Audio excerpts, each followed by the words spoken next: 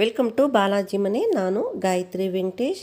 ಇವತ್ತು ತುಂಬ ರುಚಿಯಾಗಿರುವಂಥ ಕಟೋರಿ ಚಾಟ್ನ ಮಾಡಿ ತೋರಿಸ್ತಾ ಇದ್ದೀನಿ ನೋಡಿ. ಈ ಕಟೋರಿಗಳನ್ನ ನಾನು ಆನ್ಲೈನಿಂದ ತರಿಸಿದ್ದೀನಿ. ನಾನು ಮದುವೆಗೆ ಹೋಗಿದ್ದೆ, ಅಲ್ಲಿ ಈ ಥರ ಕಟೋರಿ ಚಾಟ್ನ ಮಾಡಿಕೊಟ್ಟಿದ್ರು. ತುಂಬ ಟೇಸ್ಟ್ ಅನ್ನಿಸ್ತು. ಅದಕ್ಕೋಸ್ಕರ ನಾನು ಆ ಕಟೋರಿಗಳನ್ನೆಲ್ಲ ತರಿಸ್ಬಿಟ್ಟು ಈಗ ಆ ಥರ ಚಾಟ್ನ ಹೇಗೆ ಮಾಡೋದು ಅಂತಂದೇಳಿ ತೋರಿಸ್ಕೊಡ್ತೀನಿ ನೋಡಿ. ಇದು ಈ ಥರ ಇರುತ್ತೆ ನೋಡಿ. ಕಟೋರಿ ತುಂಬ ಚೆನ್ನಾಗಿದೆ, ಸ್ಮೂತಾಗಿ ಚೆನ್ನಾಗಿದೆ ನೋಡಿ. ಅದು ನೋಡ್ಲಿಕ್ಕೂ ಚೆನ್ನಾಗಿದೆ. ಈ ಥರ ನಾವು ಮನೆಯಲ್ಲೂ ಮಾಡ್ಕೋಬೋದು. ನಾನು ಇದು ಆನ್ಲೈನಿಂದ ತರಿಸಿ ಮಾಡಿ ತೋರಿಸ್ತಾ ಇದ್ದೀನಿ ನೋಡಿರಿ. ಈಗ ಇವಕ್ಕೆ ಈ ಪದಾರ್ಥಗಳೆಲ್ಲ ಬೇಕಾಗುತ್ತೆ. ಇವನ್ನೆಲ್ಲ ರೆಡಿ ಮಾಡಿ ಇಟ್ಕೋಬೇಕು. ಎಲ್ಲ ರೆಡಿ ಇಟ್ಕೊಂಡಿದ್ರೆ ಚಾಟ್ನ ಬೇಗನೆ ಮಾಡಿ ಇದು ಮಾಡ್ಬೋದು, ತಿನ್ಬೋದು. ತುಂಬ ಚೆನ್ನಾಗಿರುತ್ತೆ ತಿನ್ನಲಿಕ್ಕೆ.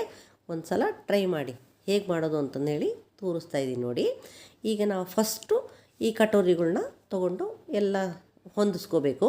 ಈ ಚಾಟ್ಗಳಲ್ಲೆಲ್ಲ ಕೊಡ್ತಾರಲ್ಲ ಆ ಥರ ಎಲ್ಲ ಹೊಂದಿಸ್ಕೊಂಡು, ಇದು ಬೇಯಿಸಿದಂಥ ಆಲೂಗಡ್ಡೆ ಮತ್ತು ಬೇಯಿಸಿದಂಥ ಹೆಸರು ಕಾಳು, ಈಗ ಸೌತೆಕಾಯಿನ ಹೆಚ್ಚಿದ್ದು ಹಾಕ್ತಾಯಿದ್ದೀನಿ ನೋಡಿ. ಕ್ಯಾರೆಟ್ ತುರಿ ಮತ್ತು ಉಳ್ಳಾಗಡ್ಡಿ ಮತ್ತು ಕೊತ್ತಂಬರಿ ಎರಡು ಮಿಕ್ಸ್ ಮಾಡಿರೋದು ಹಾಕ್ತಾಯಿದ್ದೀನಿ. ಈಗ ಇದಕ್ಕೆ ಮಸಾಲದ್ದು ಚೆನ್ನಾಗಿ ಹಾಕ್ತಾಯಿದ್ದೀನಿ. ಮಸಾಲ ಶೇಂಗಾ ಹಾಕ್ತಾಯಿದ್ದೀನಿ.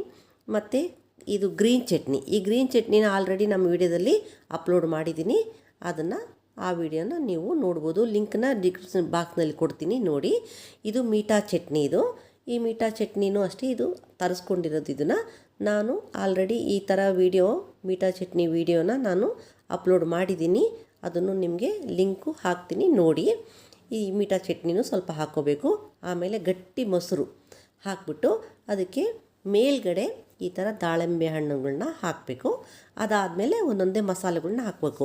ಬ್ಲ್ಯಾಕ್ ಸಾಲ್ಟು ಮತ್ತು ಜೀರಿಗೆ ಪುಡಿ, ಸ್ವಲ್ಪ ಚಾಟ್ ಮಸಾಲ ಎಲ್ಲದನ್ನೂ ಅದ್ರ ಮೇಲೆ ಹಾಕ್ಬಿಡ್ಬೇಕು. ಹಾಕ್ಬಿಟ್ಟು ನೈಸು ಶೇವು ಅದನ್ನು ಹಾಕ್ಕೋಬೇಕು. ಹಾಕ್ಕೊಂಡು ಮೇಲ್ಗಡೆ ಮತ್ತು ಸ್ವಲ್ಪ ಈ ಮೀಠಾ ಚಟ್ನಿ ಮತ್ತು ಗ್ರೀನ್ ಚಟ್ನಿ ಎಲ್ಲದನ್ನೂ ಹಾಕ್ಬಿಟ್ಟು ಇದನ್ನು ಸರ್ವ್ ಮಾಡೋದು. ತುಂಬ ಚೆನ್ನಾಗಿರುತ್ತೆ ನೋಡಿರಿ. ನೋಡ್ಲಿಕ್ಕೆ ಎಷ್ಟು ಚೆನ್ನಾಗಿದೆ, ತಿನ್ಲಿಕ್ಕಂತೂ ಇನ್ನೂ ಟೇಸ್ಟಿಯಾಗಿರ್ತದೆ.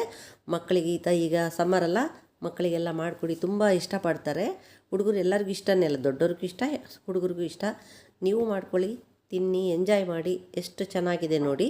ಹೇಗೆ ಬಂದಿದೆ ಅಂತಂದು ಹೇಳಿ ಕಮೆಂಟ್ ಮಾಡಿ ತಿಳಿಸಿ.